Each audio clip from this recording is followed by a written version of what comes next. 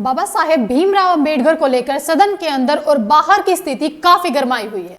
संसद के बाहर आज धक्का मुक्की की खबरें लगातार मीडिया द्वारा दिखाई जा रही हैं। दोस्तों, आपको ये सुनकर हैरानी नहीं होगी कि बीजेपी ने इस बार भी नाटक नौटंकी की सारी हदें पार कर दी हैं। नाटक तो देखे होंगे आपने, लेकिन इतने अच्छे अभिनेता तो केवल बीजेपी के पास ही हैं। नाटक नौटंकी सब कुछ करके और खुद को ही विक्टिम बना के पेश किया और कहा, हाय मुझे मार दिया। इसमें भारतीय जनता पार्टी का कोई जवाब नहीं। कल से अमित शाह जी फंसे हुए हैं, धमकी दे चुके हैं कि कार्रवाई की जाएगी। एआई वाला वीडियो है, जबकि हकीकत यह है कि जो लाइव कार्यक्रम चल रहा था जिसमें वो बोल रहे थे, उसी में शुरू के 16 सेकंड का वो वीडियो है जो वायरल हो रहा है। और जब बीजेपी की सारी कोशिशें वीडियो को रोकने में नाकाम हो गई तो बीजेपी ने नाटक करना शुरू कर दिया और नौटंकी में भाजपा के 2 सांसद भी घायल हो गए। इस घटना में प्रताप सारंगी ने कांग्रेस नेता और लोकसभा के नेता प्रतिपक्ष राहुल गांधी पर आरोप लगाए। वहीं दूसरे सांसद मुकेश राजपूत ने भी राहुल को ही जिम्मेदार ठहराया है। प्रताप सारंगी के सिर में चोट लगी है और वो सीधे आईसीयू बेड पर पहुंच गए हैं। वहीं प्रधानमंत्री मोदी जी को भी इस घटना की जानकारी दी गई और मुकेश राजपूत जी को मोदी जी का फोन आता है। जब मोदी जी का फोन आता है तो बिना स्पीकर के तो वो बात नहीं करते हैं। जब स्पीकर और कैमरा ऑन हो गया तो मोदी जी ने उनके हाल पूछे। देखकर कोई भी बता सकता है कि मोदी जी भी इस नौटंकी का हिस्सा हैं। हाँ, प्रणाम सर। स्पीकर तो लगा दो। हाँ, स्पीकर कर दीजिए।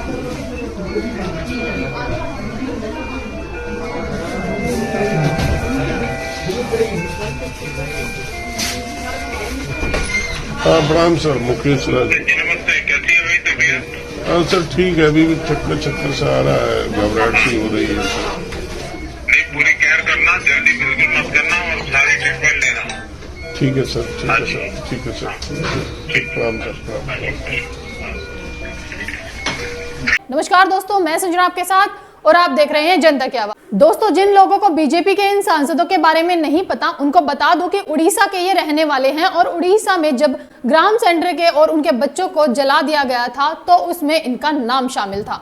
तो आप समझ सकते हैं कितने शांतिपूर्ण व्यक्ति हैं प्रताप सारंगी जी, जो पिछली बार मंत्री थे और इस बार केवल सांसद बनकर रह गए हैं। इन लोगों ने आरोप लगाया है कि राहुल गांधी ने इनको धक्का दिया। हालांकि मुकेश राजपूत क्या कह रहे हैं सुन लीजिए, फिर उस पर बात करते हैं। हम लोग खड़े थे और राहुल गांधी सीधे चढ़े आए, जबकि किनारे से भी निकल सकते थे, किनारे से साइड से भी रास्ता था, लेकिन हम लोगों के बीच से आए और पीछे राहुल गांधी धक्का देते हुए ऊपर बढ़ रहे, तो धक्का आया, हम लोग पीछे साइड में एकदम गिर गए। राहुल गांधी आगे थे, पीछे से धक्का आ रहा था। राहुल गांधी आगे थे तो पीछे से धक्का राहुल गांधी कैसे दे सकते हैं? अब आगे चलते हुए राहुल गांधी पीछे से धक्का कैसे लगा सकते हैं? यह सिर्फ और सिर्फ भारतीय जनता पार्टी के लोग ही समझा सकते हैं और दुनिया में कोई नहीं समझा सकता। उसके बाद बीजेपी ने आरोप की राजनीति शुरू कर दी। एक के बाद एक कार्यकर्ता ने कांग्रेस को घेरा। किरेन रिजिजू ने कहा कि मैं राहुल से सवाल करना चाहता हूं कि अगर सब लोग अपनी ताकत दिखाकर मारपीट करने लग जाएं तो संसद कैसे चलेगा? यह लोकतंत्र का मंदिर है। हमारे दोनों सांसद गंभीर रूप से घायल हुए हैं, उनका इलाज चल रहा है।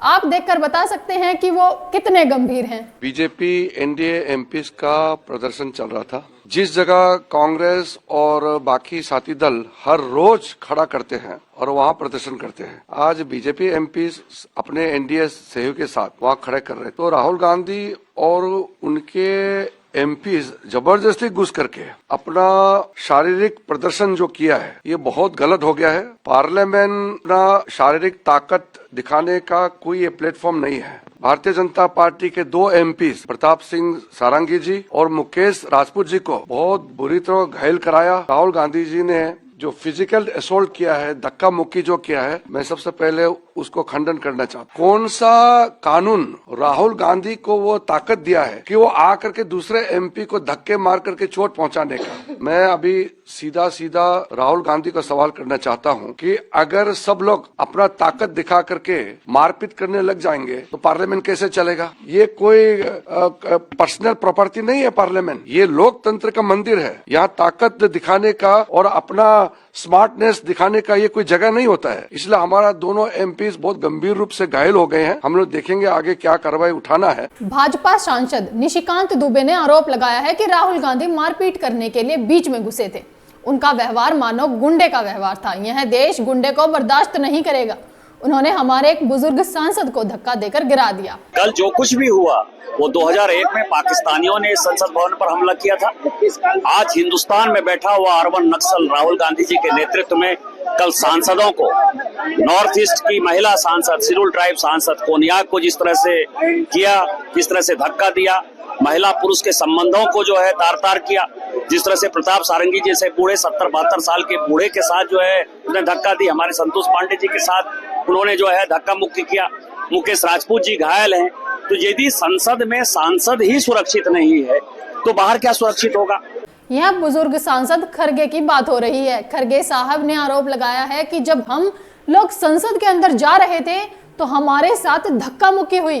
बूढ़े आदमी, खरगे साहब बूढ़े आदमी, उनका कहना है कि वह गिर पड़े और उनके घुटनों में चोट लग गई, जबकि उनके घुटनों की सर्जरी हो चुकी है और इसकी जांच करने की उन्होंने बाकायदा मांग की है कि इसकी जांच की जाए कि वह धक्का मुक्की कैसे हुई और उसके बाद शुरू हुआ बीजेपी के सांसदों को ही चोट लग गई। वैसे राहुल गांधी ब्लैक बेल्ट हैं, धक्का वगैरह दिया होता तो ज्यादा नुकसान हो सकता था, लेकिन नहीं हुआ, अच्छी बात है।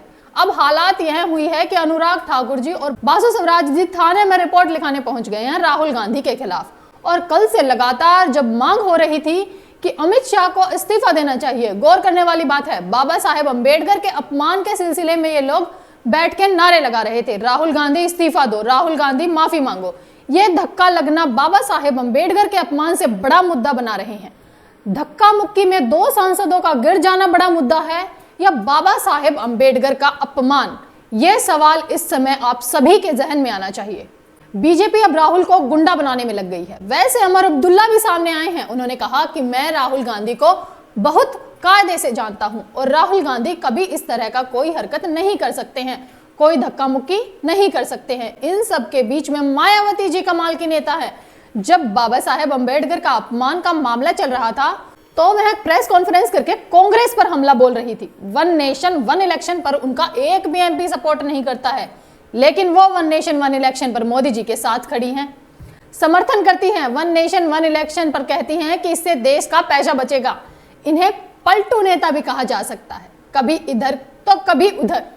मायावती के अलावा पूरा का पूरा विपक्ष बाबा साहेब भीमराव अंबेडकर के अपमान के मामले पर अमित शाह के खिलाफ हो गया। सबके बयान आ चुके हैं, स्टालिन के बयान आ गए हैं। स्टालिन ने कहा कि आपको याद है कल अमित शाह जी ने कहा था कि इतनी बार राम का नाम लेते तो स्वर्ग मिल जाता। तो उन्होंने कहा कि स्वर्ग वगैरह की चिंता उनको ज्यादा होती है जो पाप ज्यादा करते हैं। जिनको देश की चिंता होती है, जिसको जनता की चिंता होती है, उनको अंबेडकर याद आते हैं। यह कहा स्टालिन ने। तेजस्वी ने भी हमला बोला, अखिलेश जी ने भी हमला किया। पूरे देश के विपक्ष इस पर खड़ा हो गया अमित शाह के खिलाफ और इसी को डाइवर्ट करने के लिए धक्का मुक्की का खेल शुरू किया गया। संसद का शीतकालीन सत्र समाप्त होना है। धक्का मुक्की नारे के साथ संसद का सत्र समाप्त हो गया और अब जनता के मन की कोई बात होगी नहीं, जनता का कोई मुद्दा उठाया नहीं जाएगा और बाहर संसद के जो विपक्ष के नेता बात करेंगे, गोदी मीडिया उसको कवर नहीं करेगा। तो मोदी जी को लग रहा है और अमित शाह जी को लग रहा है कि अब कोई दिक्कत नहीं है, इसलिए मोदी जी कुवैत निकल गए हैं। आमतौर पर कुवैत प्रधानमंत्री जी जाते नहीं हैं, लेकिन शायद उनके लोगों ने बताया होगा कि मैप पर अभी कुछ देश बाकी हैं तो कुवैत जा रहे हैं। लेकिन बाबा साहेब के अपमान का मामला इतनी जल्दी खत्म होने वाला नहीं है और ना ही बीजेपी उसे अपनी नोटंकी से दबा पाएगी। दोस्तों, आपकी क्या राय है? हमें अपनी राय कमेंट बॉक्स में कमेंट कर जरूर बताएं और ऐसी ही खबरों के लिए देखते रहें जनता की आवाज। इस वीडियो को लाइक करें, शेयर करें और अगर पहली बार जनता की आवाज न्यूज चैनल को देख रहे हैं तो चैनल को सब्सक्राइब भी करें और घंटी जरूर बजाएं, चैनल की भी और सरकार की भी। आज की नेशनल मीडिया के मुकाबले में जनता का साथ दीजिए और उसकी ताकत बनिए, जनता की आवाज बनिए और हो सके तो इसके लिए चैनल को ज्वाइन भी करें।